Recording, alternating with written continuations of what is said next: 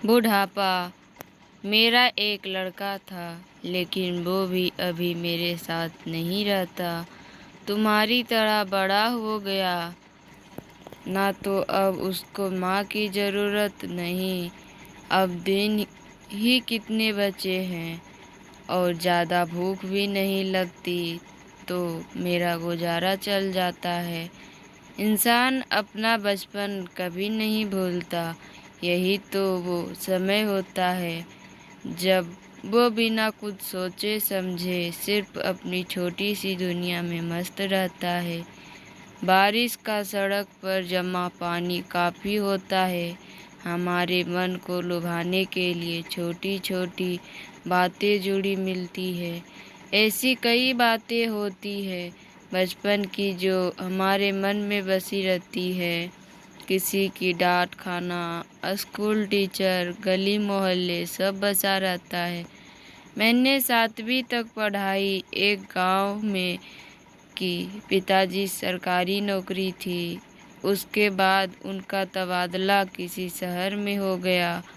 उन्होंने उसके लिए कोशिश भी की। वो चाहते थे कि मेरी और मेरी बहन की शिक्षा उसके बाद किसी अच्छे स्कूल में हो।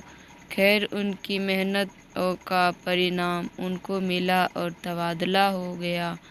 मुझे याद है बीच सत्र में स्कूल को छोड़कर हमें जाना पड़ा था। उस समय बचपन में मुझे इस बात का पता नहीं था कि बाद में उस जगह, उस गांव को कितना याद करूंगा। तब मैं इतनी खुश हो रहा था कि अब नए बड़े शहर में जाऊंगा। गली मोहल्ले सब बसा रहता है। मैंने 7वीं तक पढ़ाई एक गांव में की। पिताजी की सरकारी नौकरी थी। उसके बाद उनका तबादला किसी शहर में हो गया। उन्होंने उसके लिए कोशिश भी की।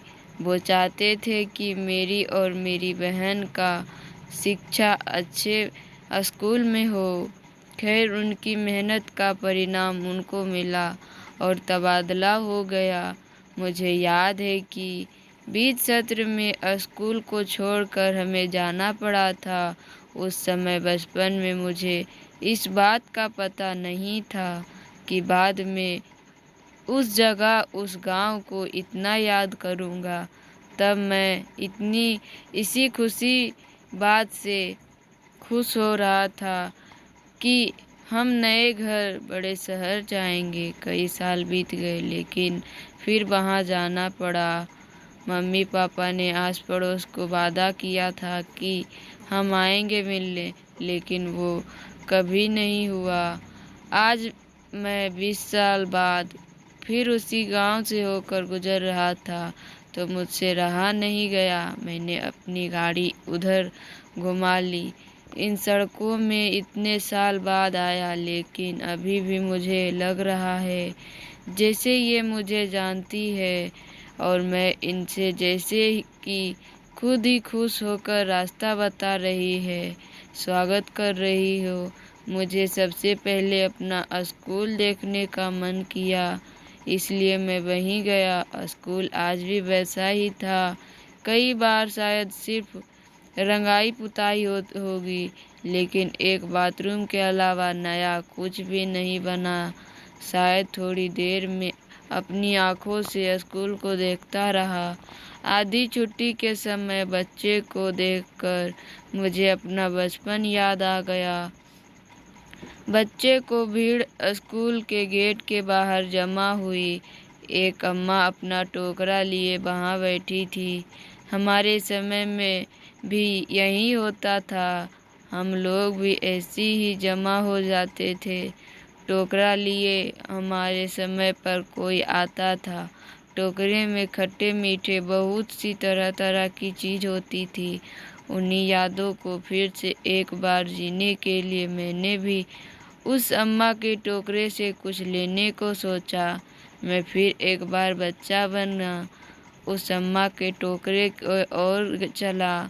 बच्चों के हाथों के बीच मैंने भी अपना हाथ उस अम्मा की ओर किया। अम्मा ने ऊपर मुँह कर मुझे देखा और पूछा कि क्या चाहिए। चेहरे की छुरियाँ आँखों में बार बार देखती थी। चेहरा मुझे जानना पहचाना लगा। मैंने पहचाना कि यह वही है जो हमारे समय पर भी आती थी। पहले से ज़्यादा बूढ़ी हो गई थी, इसलिए मुझे पहचानने में थोड़ा समय लगा। इतना समय बीत गया, लेकिन आज भी यह उसी स्कूल के बाहर अपना टोकरा लिए आती है। यह सोचकर मुझे बहुत थोड़ा आश्चर्य हुआ। समय जैसे उनके लिए रुक गया हो। बचपन में उनसे बात नहीं की, बस जो चाहा वो लिया और खाया। आज उनको देखकर उनसे बात करने को मन किया। वो मुझे नहीं पहचानती शायद, लेकिन मुझे लगता है मैं उन्हें अच्छे से जानता हूँ। कुछ देर में इन्हीं ख्यालों में तब तक स्कूल की घंटी बजी और उनके पास आसपास मंडराते बच्चे वापस अपनी क्लास की ओर भागे। अम्मा भी अपना सामान समेट रही थी। मैंने उनसे कहा, अम्मा, आप अभी तक आती है? हमारे समय में आप आती थी। उन्होंने अपनी हिलती गर्दन और झपकाती पलकों से मेरी ओर देखा। कान से कम सुनता था। शायद इतना कहने पर भी उन्होंने फिर एक बार मुझसे पूछा, क्या कहा? माफ़ करना, थोड़ा कम सुनाई देता है। मैंने फिर वही बात दोहराई। अम्मा को सुनकर बहुत अच्छा लगा, बहुत खुश हुई। मुझसे कहा, खुश रहो बेटा, ऐसे ही तरक्की करते रहो। इतना कहकर उन्होंने मेरे सर पर हाथ रखा। फिर वो अपने काम में लग गई, सामान समेटने में। घर में कोई और नहीं है। अम्मा बोली, नहीं है, अभी मेरा एक लड़का था, लेकिन वो अभी मेरे साथ नहीं रहता। तुम्हारी तरह बड़ा हो गया ना, तो अब उसको माँ की ज़रूरत नहीं। लेकिन मुझे को दिक्कत नहीं हो, वो खुश रहे बस। मेरे अब दिन ही कितने बचे हैं और ज़्यादा भूख भी नहीं लगती। मेरा गुजारा चल जाता है, कभी स्कूल के बाहर, कभी पास के बाज़ार में। जितना होता है करती हूँ और फिर यहाँ आती हूँ तो इन बच्चों को देखती हूँ तो मुझे लगता है। अपनी बात ख़त्म करने ही उन्होंने कहा, अच्छा बेटा, खुश रहो। इतना कहकर वो जाने लगी। इस उम्र में उन्हें देखकर मुझे ऐसा लगा कि उन्हें कोई उम्मीद नहीं है, ना कोई किसी से शिकायत है। वो उनके बेटे के बारे में सोचा। मैंने सोचा कि और पूछ लूँ, लेकिन फिर मैंने यह सोचकर नहीं किया कि क्या पता उन्हें तकलीफ़ हो। मैंने उन्हें रोका और कहा, उन्हें कुछ रुपए देना चाहा। पहली बार उन्होंने बेमन से ना कहा। कुछ देर बाद मानी और उनकी आंखों में अब आंसू आने लगे। इस उम्र यह सब देखना कितना पीड़ादायक होगा। अगर हमारे माँ बाप हमारे बचपन में हमें ना संभालते, जब हम बेबस थे, तब शायद कोई बड़ा ही ना हो पाता।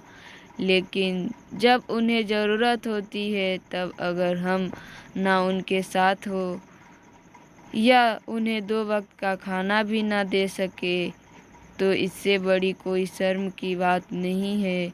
मुझे यह सोचकर सुकून आया कि अच्छा, मैं अपने बचपन में स्कूल गया। मैं कोशिश करता हूँ हर महीने उन्हें कुछ रुपए भिजवाने की। धन्यवाद। अगर मेरी कहानी पसंद आए तो मेरे चैनल को सब्सक्राइब कीजिए।